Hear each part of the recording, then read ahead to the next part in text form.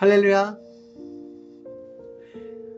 오늘은 2022년 1월 10일 월요일입니다.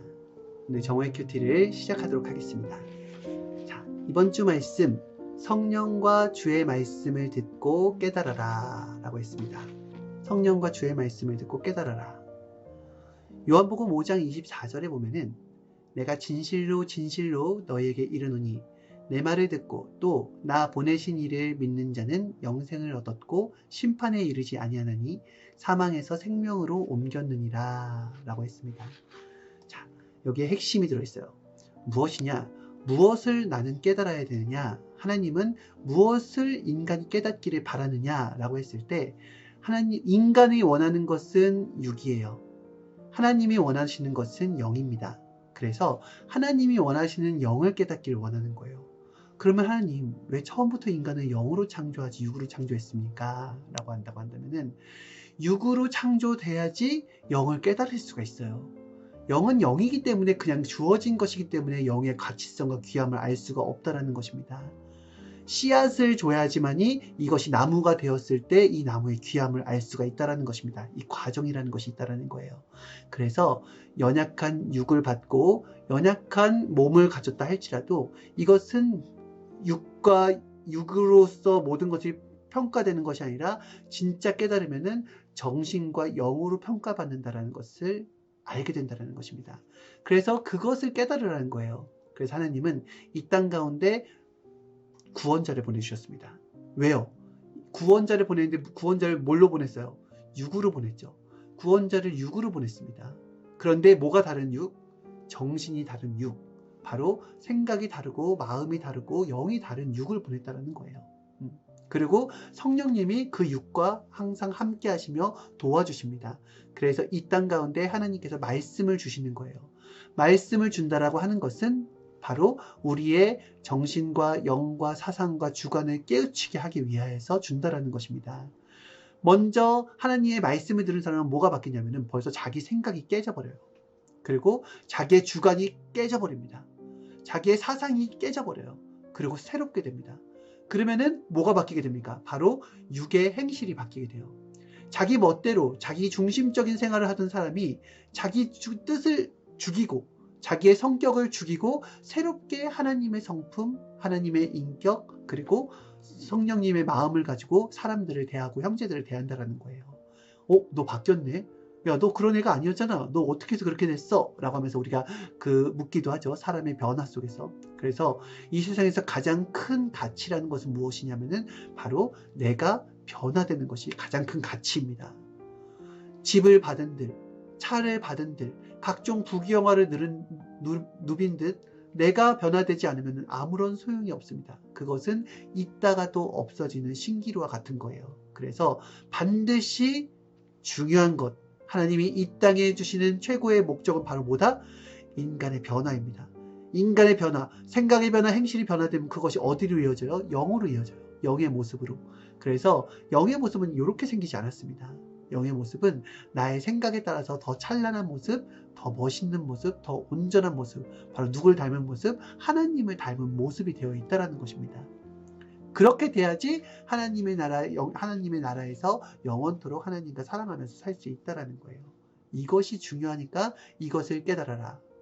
부활이라는 것도 인간이 육적인 부활로 생각해버리니까 육이 다시 사는구나 라고 해버리니까 인간의 초점은 다 육에 맞춰져 있기 때문에 육이 잘 되는구나, 육이 잘 돼야 좋아하고 육이 안 되면 싫어합니다.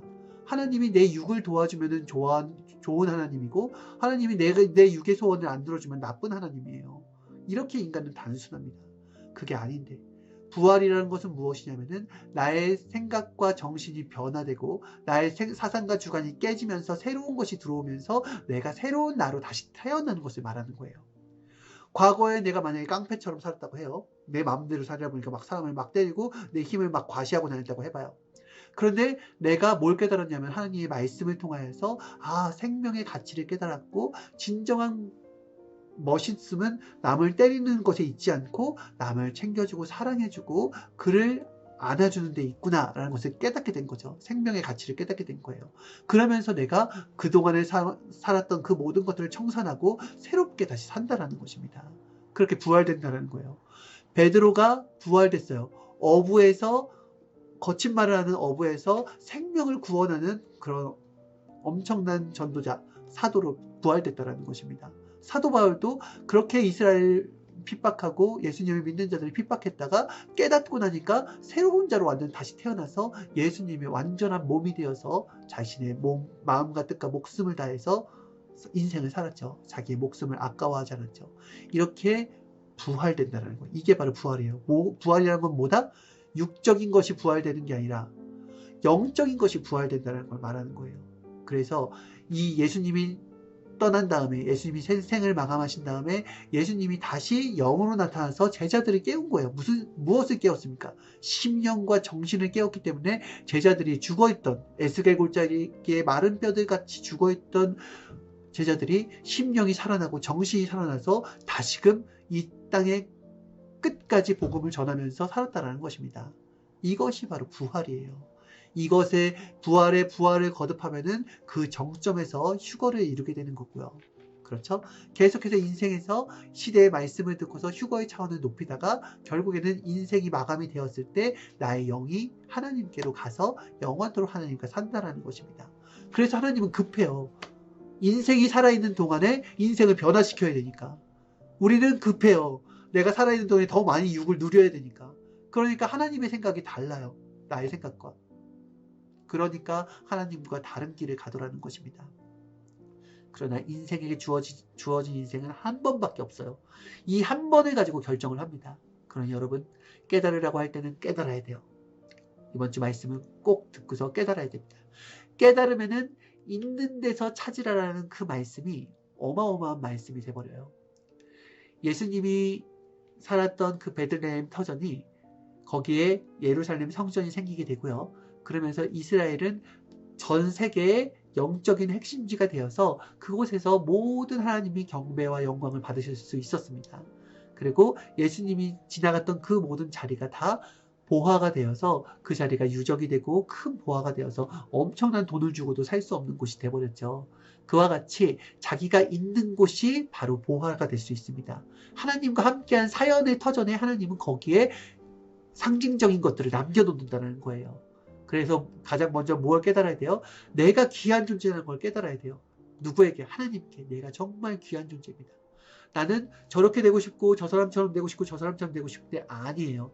하나님은 나를 이렇게 만든 것을 너무너무 좋아하고 이렇게 된 나를 통하여서 하고 싶은 일이 있으시고 이런 나를 너무너무 사랑하신다는 것입니다. 그걸 나만 모르지 하나님은 절대적으로 알고 계시거든요. 그러니 꼭 깨달아야 됩니다. 그러면은 여러분 가까이에 보화가 있다는 것을 발견하게 될 것입니다. 먼 데서 찾지 말아요. 바로 가까운 곳에 보화가 있습니다. 아시겠죠, 여러분?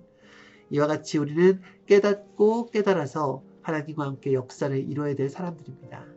이 땅에 살고 있지만은 똑같이 어떤 부귀영화를 목적으로 하는 사람들이 아니라 하나님의 그런 진정한 성경의 예언도 이루고 그리고 말씀의 가치도 알고 주님의 가치도 알면서 인생을 가치 있게 멋있게 사는 자들이라는 것을 꼭 기억해야 되겠습니다. 여기서 말씀 마치겠습니다. 다음에 만나요.